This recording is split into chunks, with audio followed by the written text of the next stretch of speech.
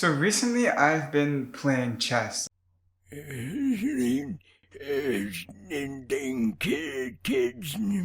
no good. I end up playing chess in the morning for like 15 to 20 minutes.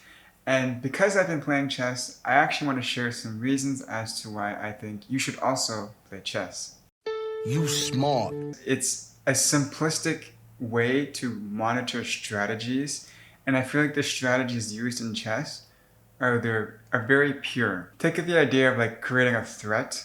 And if you create a threat in chess, there won't be like weather conditions. There won't be like human conditions that mess with the threat.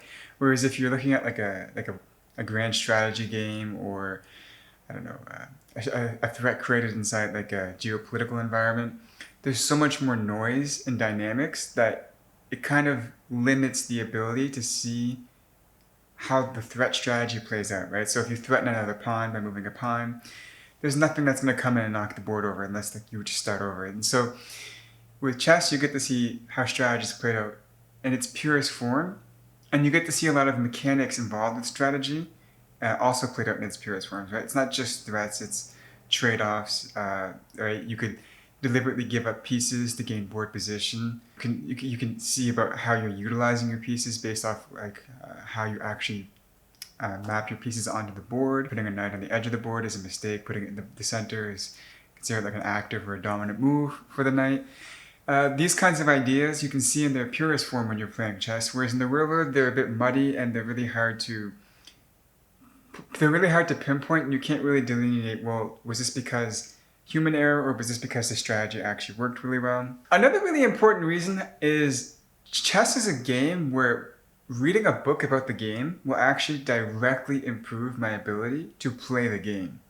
Whereas on the other hand, if I read a book about the violin, there's a good chance that I won't be able to play the violin any better, right? If we take like two people, one reads like 100 chess books and one reads like 100 books about the violin. The guy about the violin, who read about the violin, might not have any violin abilities, but the guy who read 100 books about chess might actually understand how to play the game. And so, because I like to read books, I love to engage in skills where reading a book about it will actually improve my ability. Now, there's some other reasons as well that aren't as big as the ones I just mentioned, but one reason might be is chess has a really well developed ranking system. If you go to chess.com, and the bots that we have are also fairly well ranked, even if you don't want to play against people. And so you can track your progress really well by doing comparisons. Whereas if you think about a skill like cooking, it's very hard to track your progress in cooking because, That's a lot of damage! it's just not as well defined with respect to like you comparing yourself to others. Maybe you will get focus benefits. A lot of people say that they struggle to focus when reading, but then maybe try playing chess. It's a game where if you focus, then you kind of train that ability to focus more.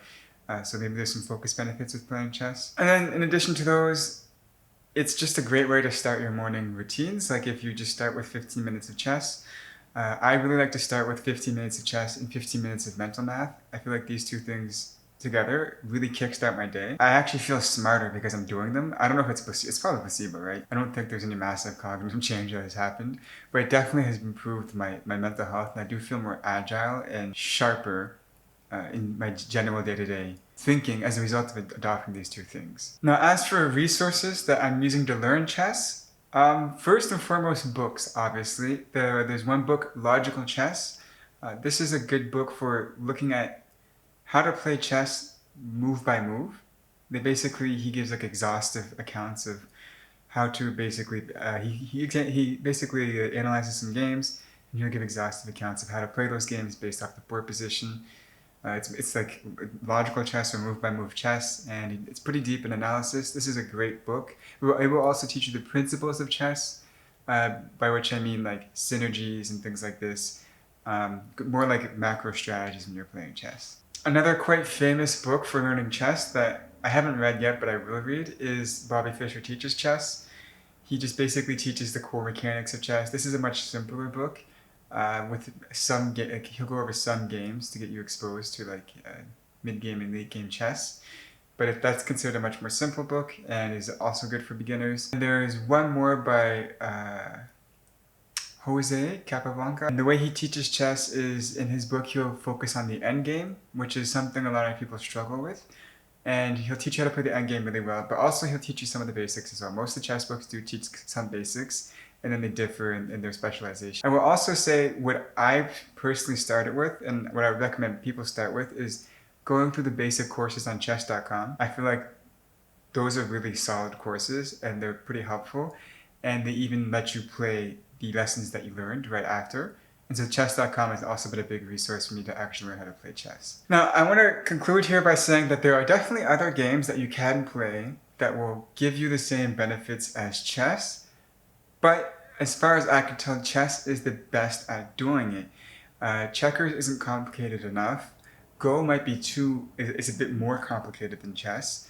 There's some other games as well, but in my experience, chess is the game that is most straightforward, but also because there's so many types of pieces, lets you engage in some complexity with strategy. I feel like it's at the ideal trade-off between complexity and strategy, and it's still in a pure form. It's not too complicated, right?